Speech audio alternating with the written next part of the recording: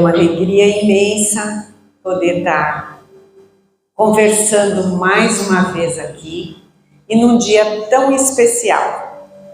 Hoje, há 22 anos atrás, nós comemorávamos a inauguração, nós inaugurávamos a Casa Espírita.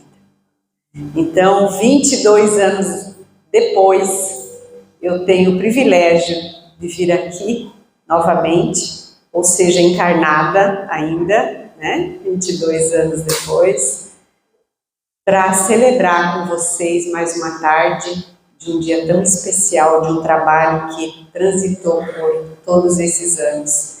E para conversar com um tema tão especial como é o tema de família, porque nós aqui construímos uma grande família.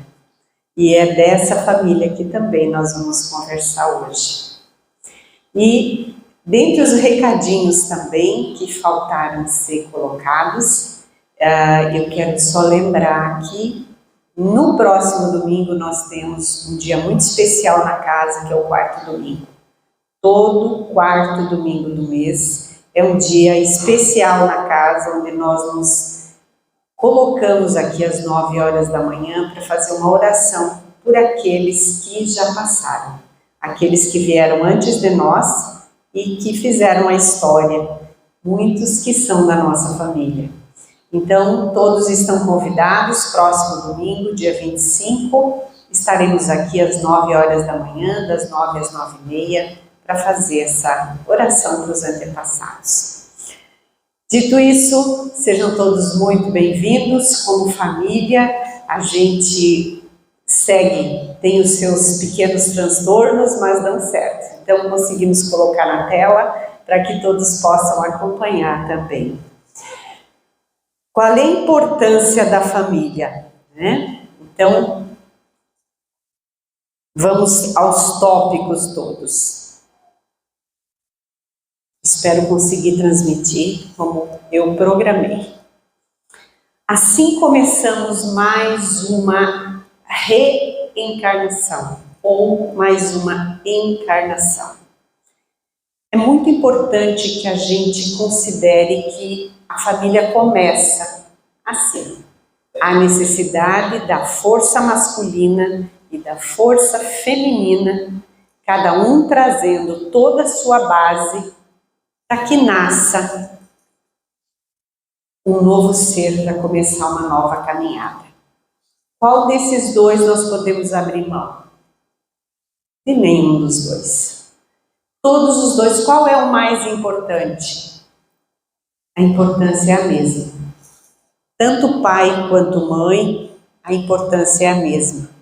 E eles dois é que trazem a vida que vem de tão longe, através deles chega até nós. É assim que nós começamos mais uma trajetória.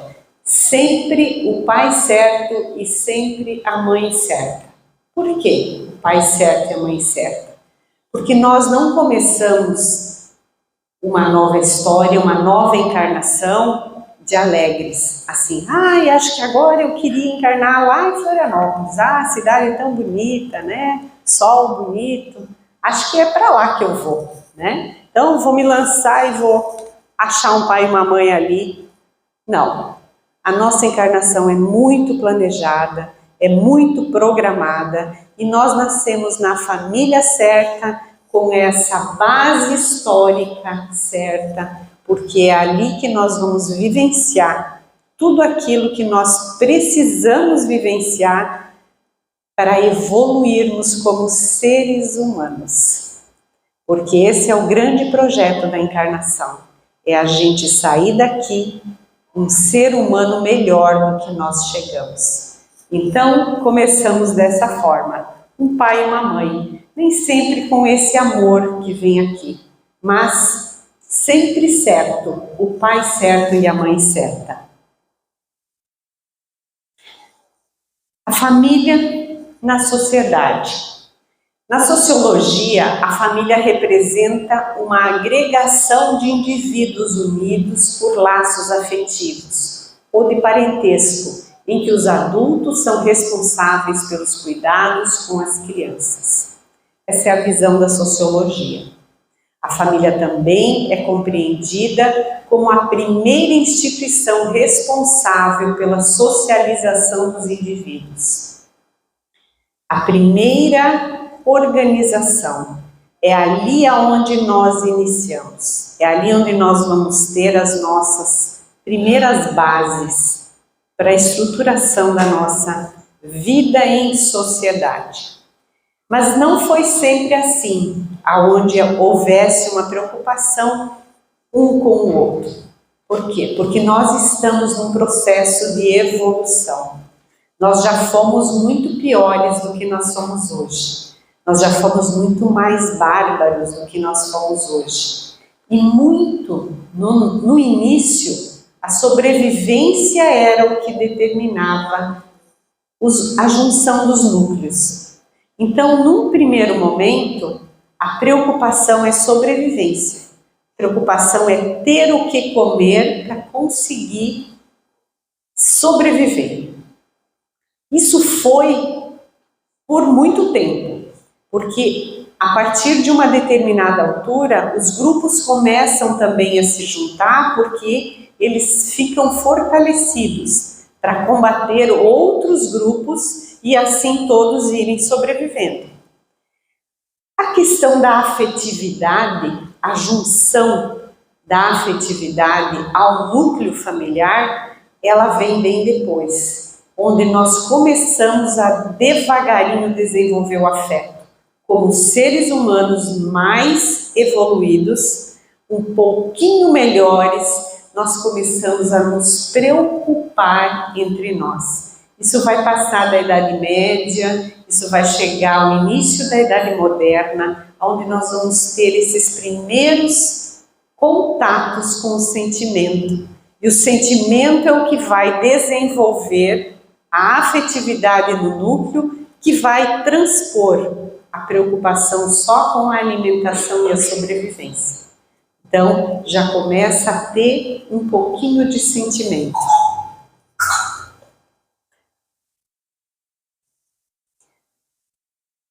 O que o Livro dos Espíritos traz sobre a família? O homem tem destinação diversa daquela dos animais. Porque a gente olha para os animais e observa que o gatinho nasce, ele tem um tempo em que ele vai abrindo o olho, ele recebe o alimento e daí ele cresce 1 mês, 2 mesinhos, ele já vai se virar sozinho. Cachorro da mesma forma, os passarinhos chegam numa altura, aprendem a voar, então muito cedo tudo isso. Por que não acontece isso com o ser humano? Então os espíritos respondem: o homem tem destinação diversa daquela dos animais. No homem há outra coisa além da necessidade física, a necessidade do progresso. Os laços sociais são necessários ao progresso e os laços de família estreitam os laços sociais. Eis aqui porque os laços de família são uma lei natural. Deus quis que os homens aprendessem assim a amar-se como irmãos. Qual seria para a sociedade o resultado do relaxamento dos laços de família?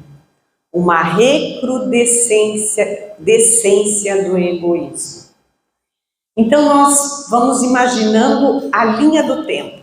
Nós começamos preocupados em sobreviver, preocupados em ter alimento. Então, um grupo maior se defende de forma mais fácil dos animais, se defende mais fácil da falta de comida e assim vai indo.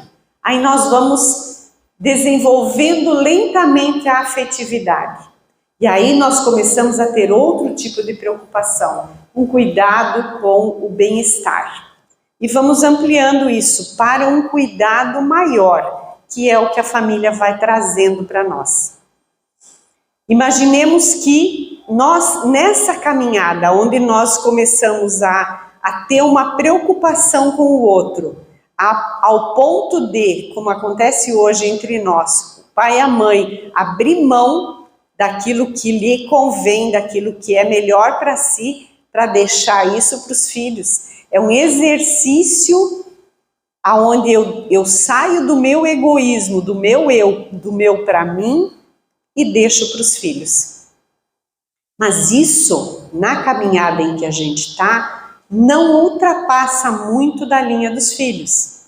Porque eu poderia, e a caminhada da evolução é para isso, chegar ao ponto em que essa mesma preocupação que eu tenho com os meus filhos, eu deveria ter com os filhos dos meus vizinhos, dos meus amigos, daqueles que me rodeiam, com os filhos de todas as outras pessoas. Mas nós ainda, no estágio em que nós estamos, a nossa preocupação maior ainda é com a nossa família. Nós estamos ainda nesse ponto, mas nós vamos chegar lá.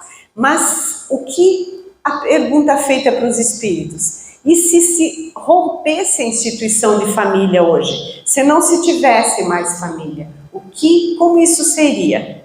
Aí os espíritos respondem: o egoísmo voltaria a dominar. Então, a família ainda é o lugar onde nós estamos exercitando a partilha, exercitando as trocas e trabalhando para o nosso eu ir melhorando. Quais os tipos de família, então, que nós vamos ter? A primeira família é a família sanguínea.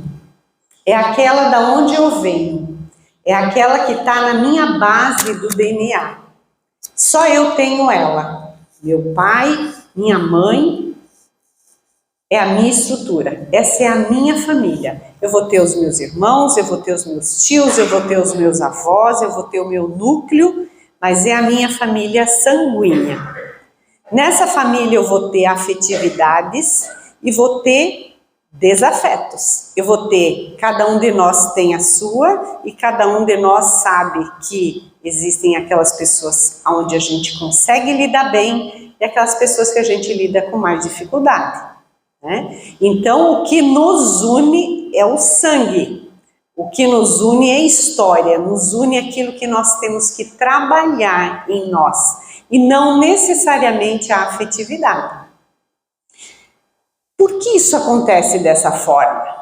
Porque nós temos várias habilidades, e cada um de nós tem muitas habilidades, mas também nos faltam muitas outras habilidades. Então a natureza nos coloca, a divindade nos coloca no meio aonde nós temos a oportunidade de exercitar essas habilidades. Isso é fácil de fazer?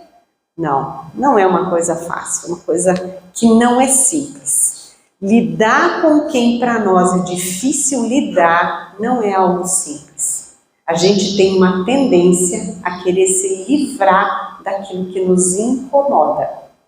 E muitas vezes a gente escuta dizer assim: se eu soubesse o que tinha me acontecido na vida passada, eu ia fazer tanta coisa diferente. A primeira coisa que você pode fazer é passar o seu radar e ver quais são as pessoas que mais te incomodam. Ali é onde você veio para trabalhar mais. Ali é trabalhar a afetividade, trabalhar o respeito, o reconhecimento com essas pessoas, porque essas são aquelas que me afetam, de alguma forma me afetam. Para elas pode ser até indiferente, mas para mim afeta. Se para mim afeta, é aqui que eu preciso trabalhar. E não é o outro que precisa mudar. Sou eu que preciso me trabalhar.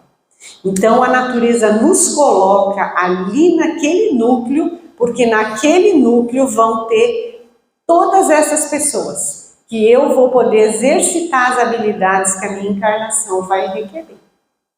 E ali eu vou ter aquelas pessoas que são muito simpáticas comigo, onde eu me sinto muito bem com elas. E às vezes é uma pessoa que eu preciso demais fazer as pazes. Eu preciso demais ajustar para que eu possa dar um passinho na minha evolução.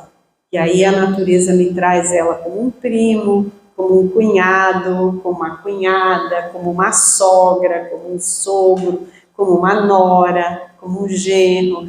E aí traz para perto e aí devagarinho, porque eu não posso dizer que eu sou uma ex-prima, eu não sou uma ex-filha, eu não sou uma ex-irmã, eu vou ser irmã. Toda encarnação eu vou ter a oportunidade de exercitar essas habilidades. Em seguida, nós temos a família adotiva. Quem é a família adotiva? Muitas vezes, o pai e a mãe não têm condições de criar um filho, pelas razões que são as mais diversas. Mesmo esse filho tendo dentro dele toda essa carga genética, que é só esse pai e só essa mãe que tem, outros pais podem se apresentar como auxiliares, como cuidadores dessa criança e ajudar com que essa vida possa seguir em frente. Esses são os adotivos. E aqui nós vamos ter, em razão dessa adoção, uma gama também de pessoas para a convivência, que não são parentes, mas que são, de alguma forma, uma espécie de família também. A família por interesses. São as famílias aonde eu faço parte, todos os núcleos dos quais eu faço parte por algum tipo de interesse, que é o interesse de ter um trabalho, o interesse de ter uma participação social, o interesse de fazer parte de determinado grupo. Existe um interesse comum, o interesse de participar e desenvolver de forma espiritual. É um interesse comum. Essa é uma família que também se forma. E existe ainda uma família por afinidade, que são aqueles núcleos onde as pessoas se encontram e se elegem para a convivência porque elas têm interesse comum e elas têm muita coisa que uma soma com a outra. Essa família é uma família que não se dissolve. Mesmo com o passar do tempo, é uma família que não se dissolve, é uma família que se mantém, porque é uma família que tem afinidades.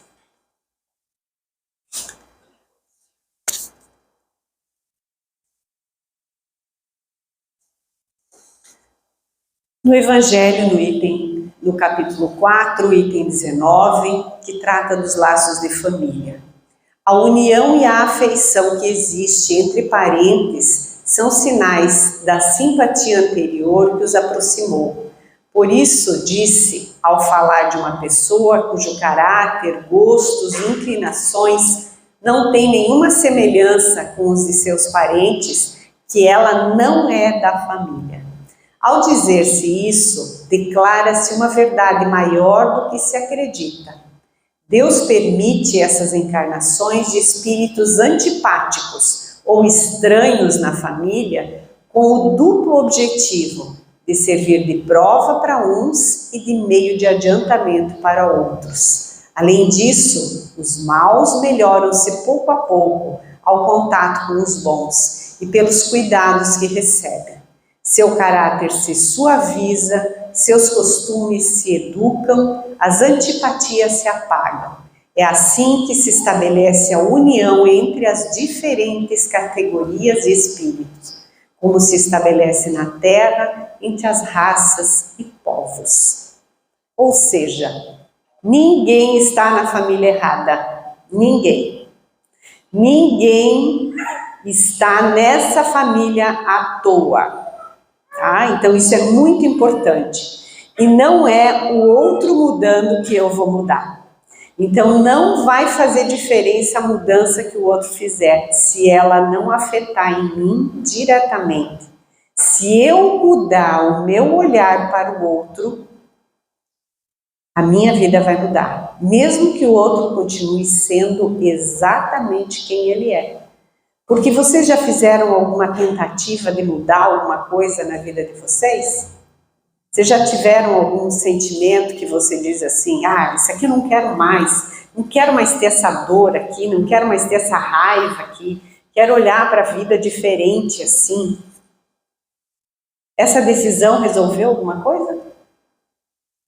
Outro dia você não estava de novo com aquela raiva, com aquela dor, tendo o mesmo comportamento. Então, quando nós resolvemos fazer uma mudança, nós precisamos primeiro identificar que aquilo não está bom como está.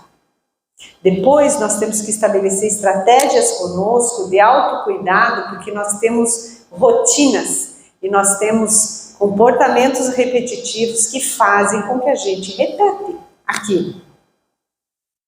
E depois de muito exercício, de repente a gente percebe, opa, não estou xingando tanto mais. Continuo, mas não tanto. Não está me dando tanto calor na hora que me dizem alguma coisa que eu não gosto. Está melhorando. Mas isso é um empenho pessoal por mudança.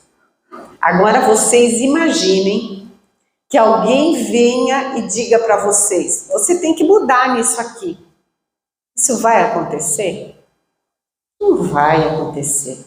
Então, esse discurso para os outros, de querer que os outros mudem porque a gente enxerga algo que não está bom para nós, não vai acontecer.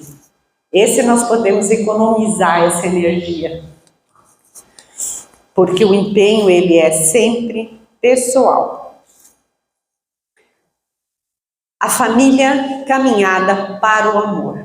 A divindade, através da relação familiar, nos impulsiona a trabalhar o nosso egoísmo, nos colocando em contato mais intenso e prolongado e aprendendo a cuidar uns dos outros, desenvolvendo uma nova relação de importância mútua ao longo dos anos, atravessando as gerações. Muitas vezes a gente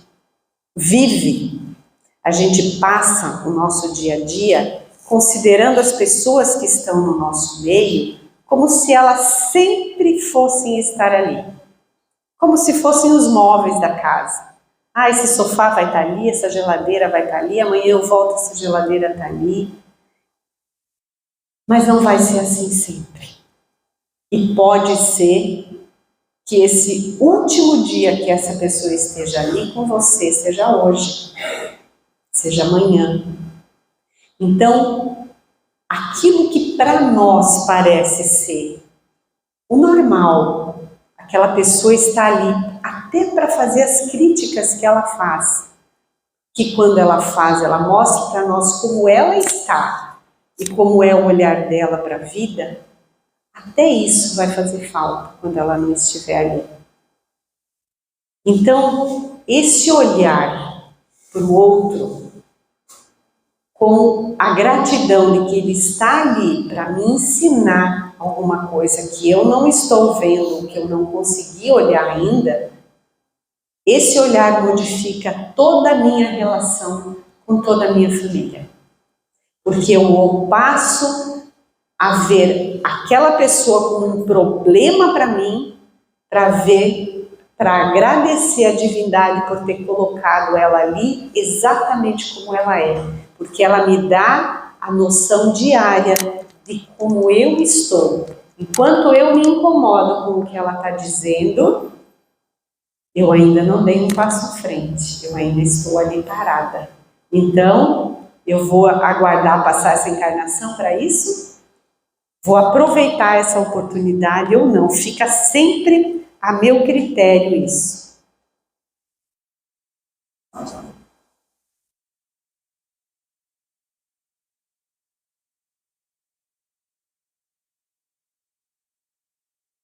Muito bem. A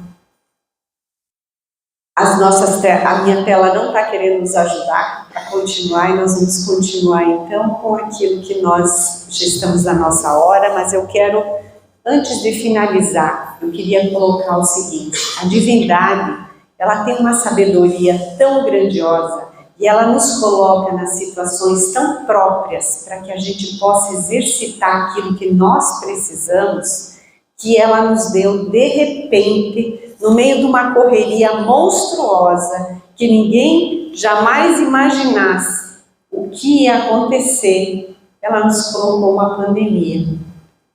Ela de repente disse assim: a partir de agora, todo mundo vai ficar em casa. E aí nós vamos descobrir quem é o meu marido, quem é a minha mulher, quem são os meus filhos, quem sou eu. Como sua família vivenciou e ultrapassou a pandemia? Quais foram os aprendizados? O que restou para nós depois de 2 anos? Uma coisa é passar correndo dentro de casa, dar umas xingadas, colocar todo mundo para a cama, amanhecer outro dia de novo continuando. A outra coisa é conseguir conviver. E eu tenho certeza que para ninguém foi simples. Para ninguém foi um passeio no parque. Todos nós tivemos, de alguma forma, um exercício interno muito grande de conseguir olhar para o outro sem se desequilibrar demais, de conseguir reconhecer os limites do seu espaço. Então, essa parada que nós fizemos, ela não foi de uma semana, ela foi de 2 anos. 2 anos, um dia depois do outro, é tempo. Nós não podemos ter passado por 2 anos e não ter feito nenhuma mudança. Porque senão, a natureza vai precisar de algo um pouquinho mais forte para que a gente aprenda o que a gente não aprendeu aqui. Então, o convite é para que a gente olhe para isso. Olhe para esse tempo, para que a gente consiga, a partir dessa parada que a natureza nos oportunizou e da consciência de que nós não estamos aqui a passeio, olhar o nosso papel, porque nós temos papéis. Eu sou filho, se eu não fosse filho eu não estaria aqui. Eu tenho um pai, eu tenho uma mãe. Depois de ser filho eu tenho irmãos, ou não tenho irmãos, mas eu sou filho. E eu sou companheiro, de alguma forma eu tenho algum tipo de companheiro, de companheira. Então eu tenho um papel como companheiro, que não é o papel de filho, é o papel de companheiro, o papel de igual.